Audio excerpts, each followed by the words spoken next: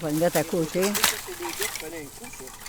Ce morceau de carcasse automobile abandonné il y a plusieurs décennies, on en compte des dizaines sur les rives du lac Ossisco.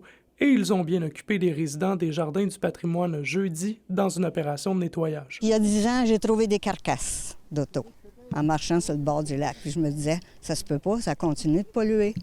Puis c'est dangereux aussi parce qu'il y a des gens qui viennent marcher et puis ils savent pas. Alors, ça empêche les bleuets de pousser. J'ai fait le tour du lac dans le bois. J'ai vu ces carcasses-là. J'ai dit, qu'est-ce que ça fait ici? On est en plein bois.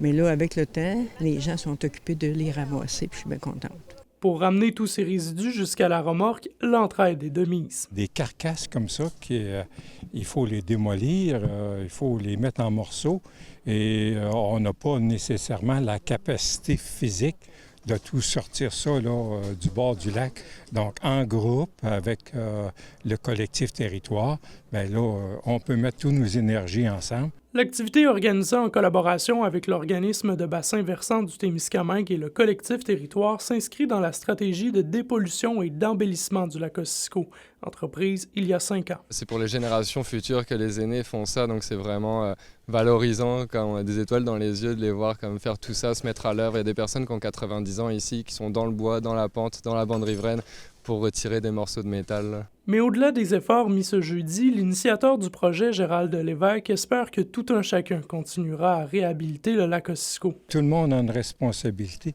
pour protéger notre environnement. L'intérieur du lac, c'est une chose, mais ça se construit autour du lac. Il y a les bandes riveraines. Là, on a encore beaucoup de travail à faire au niveau des bandes riveraines. L'organisme de bassin versant du Témiscamingue et le collectif territoire prévoient dans les prochaines semaines d'autres corvées de nettoyage aux abords du lac Ossisco. André Audet, RNC Nouvelles, Rouyn-Noranda.